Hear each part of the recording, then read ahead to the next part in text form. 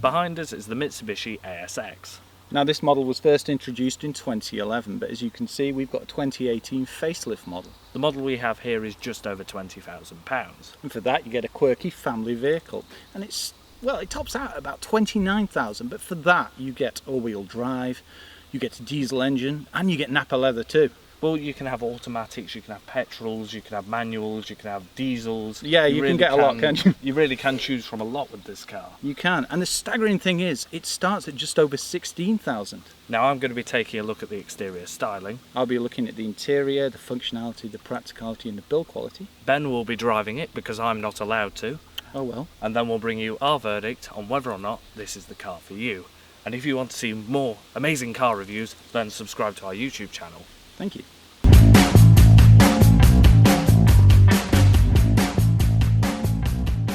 The first thing you'll notice about the ASX is it's built with robustness in mind. Okay, it is looking a little bit dated, but expect a new generation in the coming years. But it's built for being an all-wheel drive, it's built for an off-roader. So you do have soft touch plastics, but you do have hard touch. And if you're wanting to upgrade, then you'll have to change the trim level, but that does come at a cost. Functionality wise, you've got all-round electric windows, power folding door mirrors, media controls on the steering wheel with cruise control. You've also got a little screen in the middle, you've got an infotainment system with Apple CarPlay. It's also quite a good sound system as well, it's quite bassy. You've got satellite navigation and you've also got Bluetooth so you can stream your music as well. You've also got your air conditioning and your USB ports.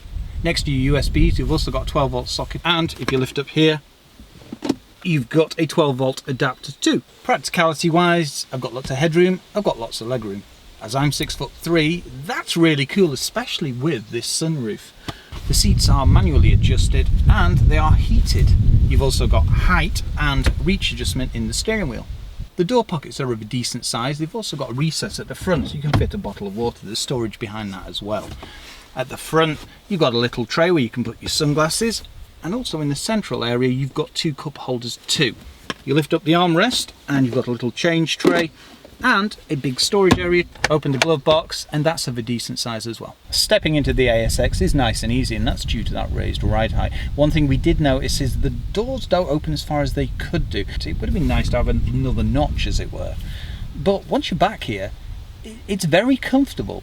It's trimmed very nicely. You've got privacy glass, but you do have the sunroof, so that makes it nice and light and airy.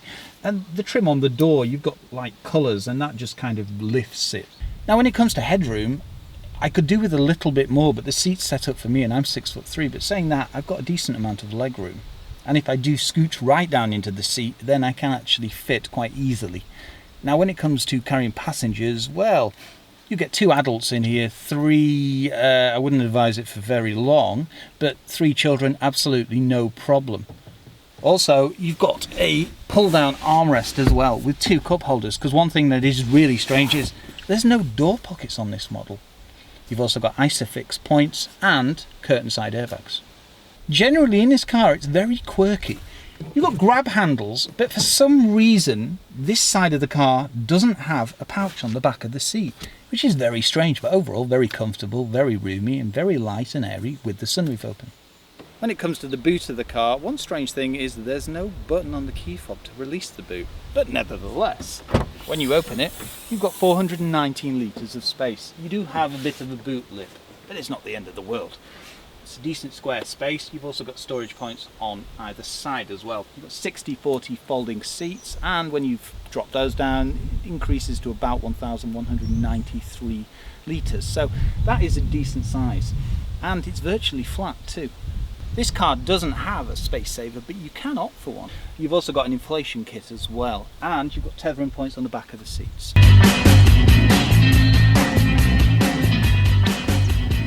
What's changed since 2011? Well, honestly not a lot. Mainly this front bumper and grille. They've added chrome and the gloss plastics. It just brings the car right into 2018.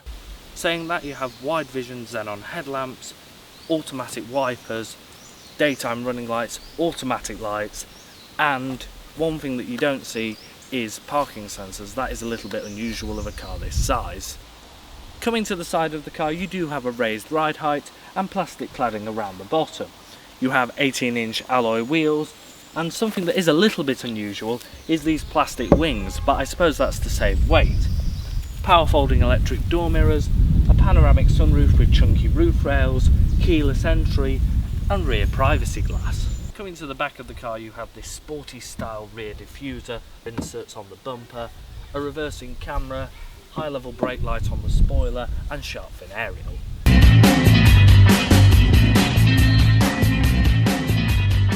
What's the ASX like to drive? Well, it's powered by a 1.6 fuel injected petrol engine, and it develops around 117 PS, which, well, Michael, it's not particularly a lot for that kind of size engine, is it? No, it seems relatively low powered for the size of engine. It seems very low strain, if you know what I mean. Yeah, it must be tuned down so it's got resilience on its side. Yeah, I imagine this engine seems to be something that would last a very long time. It seems pretty bulletproof. Similar strategy to the Boxer engine in the Subaru. Yeah, it's the sort of thing you see in Land Rovers and Toyotas. It's a common thing. If you want an engine to last a very long time, you put a low power output out of a big engine. Yeah, definitely. It's a good idea.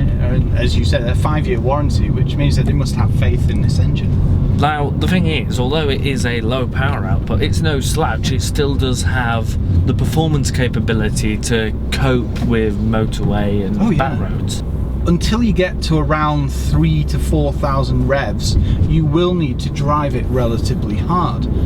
But it's not that kind of car, is it? You're supposed to just cruise along. It's an SUV. That's it. It's this idea of it being very easy to drive. You've got a nice easy gear change. Yes. You've got nice light steering. Everything is designed for ease of mind. It is one of those cars that you can just jump in and drive. Like certain cars you'll get in and there will be I need to actually learn this. But with this, it's very simple. Like you said, it's a decent long throw in the gearbox. It's quite a refined box as well. One thing that is strange is it doesn't have 6 gears. Now, unfortunately, I can't drive this car, so I can't give you my full opinion of it. No. But what's the steering like in the corners? What's it like when you're doing a manoeuvre, that sort of stuff? Well, it's light enough to manoeuvre, but it is also weighted enough for if you want to partake in a little bit of spirited driving. And it doesn't seem like there's that, there's a very slight lean in the corners, but we are in a higher vehicle. Yeah. But it seems very under control. It seems like it handles quite well. It does. I mean, because I've read some of the reviews and they do say it leans quite a bit, but I've not actually felt that. If anything, the dampers seem to cope with, bumps in the road extremely well. I think it feels like it's set up slightly firmer than you might expect, but yes. I think that's a good thing because it's not too firm when you get on a bumpy track, but it doesn't roll about. It still makes the car feel agile. It does.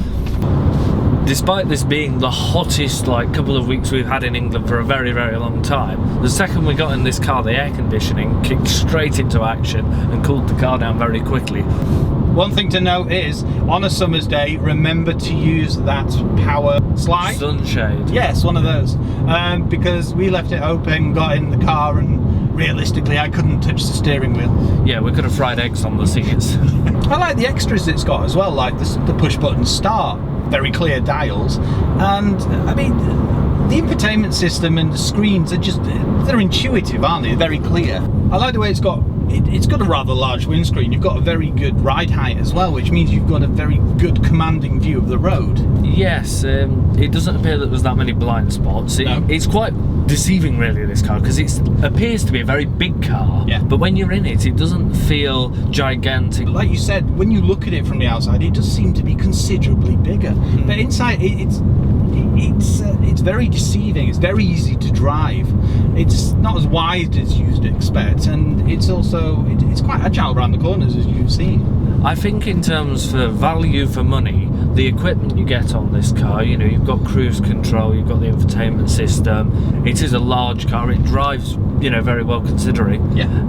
And this one's, it's just over £20,000 really. And you've got that combined economy of around 56 to the gallon. I mean, we've been getting anything from 40 to about 45. These start at, I think it's just over 16,000. Well, the Qashqai is about £10,000 more if you go for a very well kitted out one. Yeah. you know, the interior quality in this isn't quite as good as the Qashqai. But it is leather. Yes, and there's slightly less equipment on this car. Yes. But you've still got an infotainment system, you've still got cruise control. You have. You've still got the start engine stop button. You've got your Bluetooth. Yeah. Stream your music, or steam your music if you prefer. As I mentioned before, it does have a rather raised ride height, but that's because it's available in two-wheel drive or four-wheel drive, and the four-wheel drives have got some clever systems as well. So if it's in auto mode, it will detect whether it's losing traction, and it'll give more power to the rear wheels and allow grip. I do believe the cheapest four-wheel drive model though is around £24,000, so you do pay a bit of a premium for that. But it is definitely worth it, especially if you're going off-roading. Well, that's it, you have the option to get four-wheel drive if you want it. Yeah. It's not a fake off-roader. No, exactly, yeah. And it's available in automatics and manuals, petrol and diesel models as well. Overall, a very good SUV at a very good price.